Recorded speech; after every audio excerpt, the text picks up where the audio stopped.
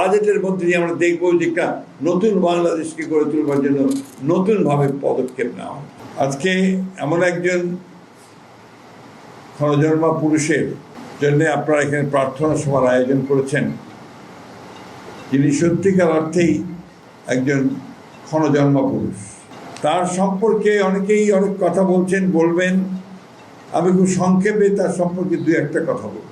President Ziaur Rahman সাহেব মারা যাওয়ার পরে, অর্থাৎ তার নিশ্চয়ই শাহাদাত বরণ করার পরে, তৎকালীন মার্কিন যুক্তরাষ্ট্রের যিনি রাষ্ট্রদূত ছিলেন উইলিয়াম বি মাইলাম, তিনি কমেন্ট করেছিলেন, মন্তব্য করেছিলেন যে শহীদ প্রেসিডেন্ট জিয়াউর রহমান যদি 1981 সালে শহীদ না হয়ে 75 সালে শহীদ হতেন, তাহলে বাংলাদেশ হয়তোবা আফগানিস্তান বা লাইবেরিয়ার মতো একটি ব্যর্থ রাষ্ট্রে পরিণত হতো।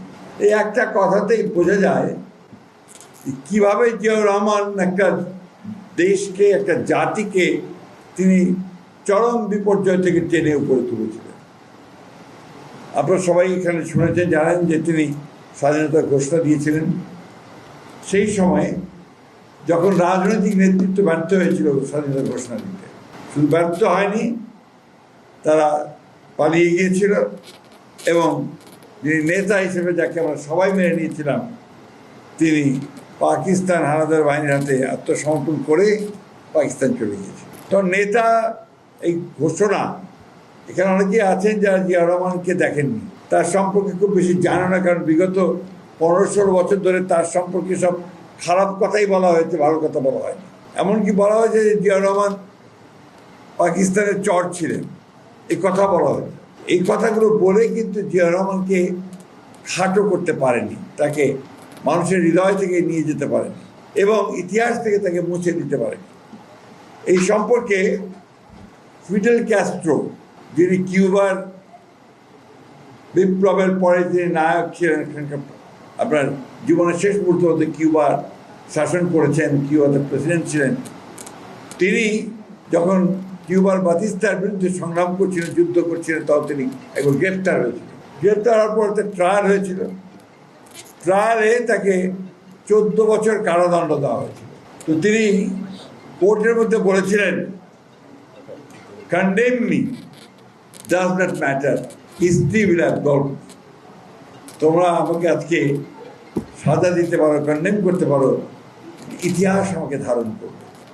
আজকে জিয়াউর রহমানকে সেই ইতিহাস ধারণ করেছে। আজকে এটা স্বীকৃত, জিয়াউর রহমানের স্বাধীনতা ঘোষণা দিয়েছিলেন। জিয়াউর রহমান এই দেশকে সেই বটমলেস বাস্কেটের যে একটা, তাকে বাংলাদেশকে যে একটা আপনার একটা উপাধি দেওয়া হয়েছিল যে এটা একটা তলাবিহীন জুড়ি, সেই বাংলাদেশকে তিনি সমৃদ্ধির উপরে নিয়ে এসেছিলেন এবং একটা দুর্ভিক্ষ হয়ে গিয়েছিল কিছু থেকে, সেই দেশ থেকে তিনি একটা স্বয়ংসম্পূর্ণ জাতিকে পরিণত করার যুদ্ধ শুরু করেছিলেন। জিয়াউর রহমানকে আমরা ভুলতে পারি না। আমরা যারা সেই সময়কার মানুষ, যারা সেই সময়টা দেখেছি, সেই 1971 সাল থেকে 81 সাল পর্যন্ত আমরা দেখেছি যে সম্পূর্ণ বিরল একজন মানুষ, সততার একজন পরাকাষ্ঠা। তার সম্পর্কে সততার গল্প অনেক শোনা যাবে, যেগুলো বলে শেষ করা যাবে না, সেগুলো করবো না। তো এইটুকু বলতে চাই যে উনি একজন সততার নজিরবিহীন একজন ব্যক্তিত্ব ছিলেন এবং সেই মানুষটি আজকে আমাদের সামনে আরো গর্তিকার মতো আছে। আমি কথাগুলো এই জন্য বলছি, আজকে এখানে অনেক ইয়াং জেনারেশনের ছেলেরা আছে যারা জিয়াউর রহমানকে দেখেনি, শুনেছে, কিন্তু জিয়াউর রহমানকে না দেখলে, না বুঝলে যারা বোঝা যাবে না যে উনি কী ধরনের একজন ক্ষণজন্মা নেতা ছিলেন।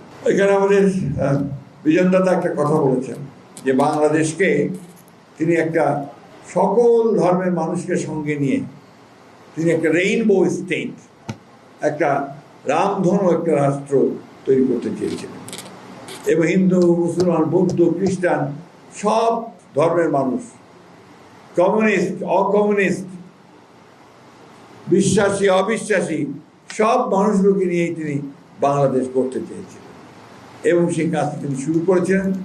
আজকে যে বাংলাদেশ যে অর্থনীতির উপর দাঁড়িয়ে আছে, এই অর্থনীতির উপর দাঁড়িয়ে থাকাটার ভিত্তিটা রচনা করেছিলেন তিনি। কারণ যারা ওই সময় একদল শাসন ব্যবস্থা করেছিল, অর্থাৎ তৎকালীন আওয়ামী লীগ সরকার, শেখ মুজিবুর রহমান সাহেবরা, তারা বাংলাদেশের অর্থনীতিকে একটা বদ্ধ অর্থনীতি নিয়ে গিয়েছিল, একদম বন্ধ। বিনিয়োগ ছিল না, মানুষের এমপ্লয়মেন্ট ছিল না, চরম দুর্নীতি, যার ফলে তখন আপনার দুর্ভিক্ষ হয়েছিল। সেই অবস্থা থেকেই জিয়াউর রহমান কিন্তু টেনে নিয়ে এসেছিলেন এবং মুক্ত বাজার অর্থনীতি শুরু করেছিলেন, বেসরকারি বিনিয়োগ শুরু করেছিলেন। এবং আজকে যে গার্মেন্টস নিয়ে আমরা যেটা রেমিটেন্স আমরা সবচেয়ে বেশি পাই, অর্থ উপার্জন করি, সেই রেমিটেন্সের সূচনা করেছিলেন তিনি গার্মেন্টসে। বিদেশে লোক যাওয়া, এটা আগে কেউ চিন্তাই করতো না, এটা শহীদ জিয়া রহমান শুরু করেছিলেন। তিনি প্রথম বাংলাদেশ থেকে বাইরে আমাদের শ্রমিক ভাইদের পাঠিয়ে অর্থ উপার্জন করতে শুরু করেছিলেন, যেটা আজকে আমরা সেটা নিয়ে টিকে আছি। কৃষিতে বিপ্লব এনেছিলেন, খাল খনন কর্মসূচি শুরু করেছিলেন, ছাত্রছাত্রীদেরকে নিয়ে এসে সাথে কাজ করছিলেন।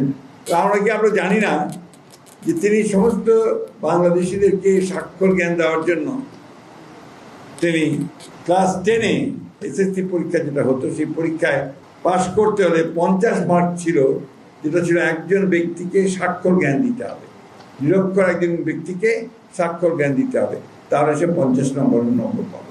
এটা একটা যুগান্তকারী একটা ব্যবস্থা ছিল, সেই সঙ্গে মানুষের সেদিকে এগিয়ে গিয়েছিল।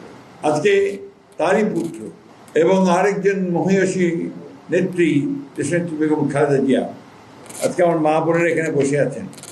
আজকে গ্রামে যদি যান দেখবেন মেয়েরা সাইকেল চালাচ্ছে, স্কুলে যায়, সবচেয়ে বেশি মেয়েরা পড়াশোনা করছে। এটা কিন্তু শুরুটা করেছিলেন, এর মূলে ছিলেন বেগম খালেদা জিয়া। তিনি ক্লাস 12 পর্যন্ত মেয়েদের বিনা বেতনে লেখাপড়ার ব্যবস্থা করেছিলেন। এটা একটা যুগান্তকারী পদক্ষেপ ছিল।